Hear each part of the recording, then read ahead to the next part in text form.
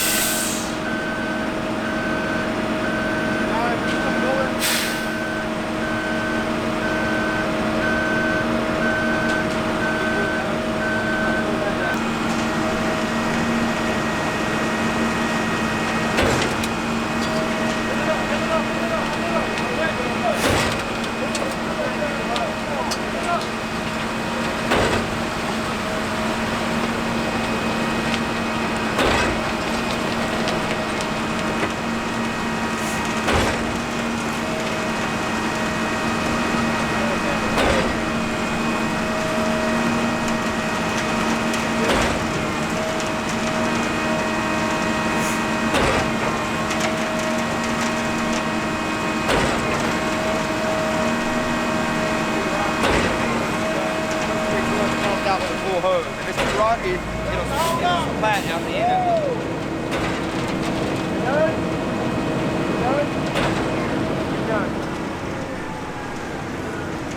it. Alright, so we got it pumping again. So we got 200 yards to pour, and it's already 8 a.m. We got started at 6 a.m. so hopefully we'll make some progress. So such a big pour like this one, you know, it's 200 yards of concrete. That's a lot of money. That's more than $20,000 just in concrete. So when that first pump went down and it clogged up, a second pump was immediately called, and we can see it right here in the background. So the second pump showed up in case this one goes down again and we can't get it fixed. We have a second pump on standby. So anyway, you have to be prepared. You know, you hope for the best, but you prepare for the worst. Okay, so we've hit a gap in the truck supply. We stopped the concrete trucks when the pump clogged up, so now it finally caught up to us. So it's gonna be about 15-20 minutes before the trucks start coming again, but we hit it just right anyway.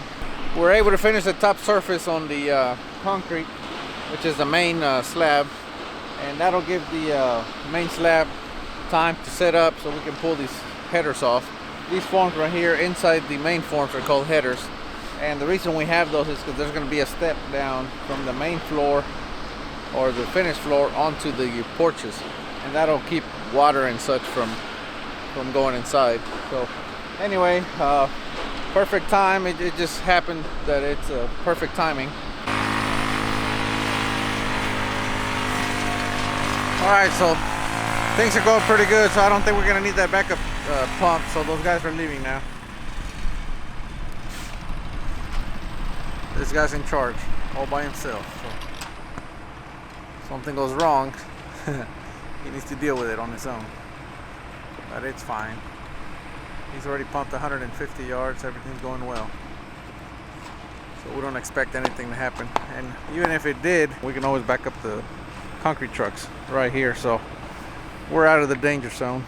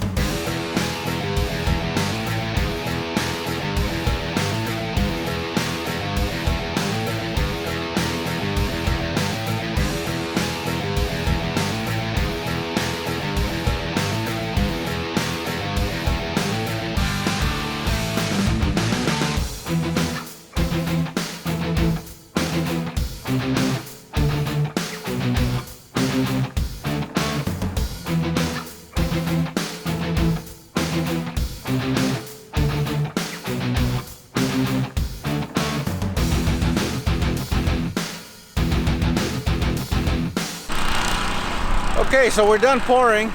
Things are going pretty good. The sun's out and it's pretty windy, but it's all is going good. As you can see, the main slab, they're already troweling. He's probably on his third pass already on the trowel machine, so he's almost done with that. We already have a trowel machine on the porch as well, and the guys are working on the other porch at the same time. So I don't know, I give it another 2 to 3 hours, we'll be done. It's 1 o'clock right now, so it's been a long day, but at the same time pretty rewarding. The weather's gonna hold out. It's beautiful. They were calling for rain last night, but it went around us. So okay, so last update I gave you, everything was going good. The machines were on the slab, everything was working as planned. The minute I turned the camera off, one of the machines blew a rod, a connecting rod, so we lost one machine. We kept working. The sun came out. We're pouring a 3,000 straight sack winter mix, which means it dries quick.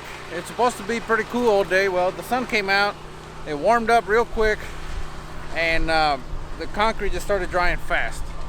So I grabbed one of the trowel machines with a floating pan. I started doing the porches and the carports. Chris was spraying water on the concrete for me to keep it from drying too much. The rest of the guys were working on the main slab and on the edges and everything, and whew, man, it got exciting there for a little while.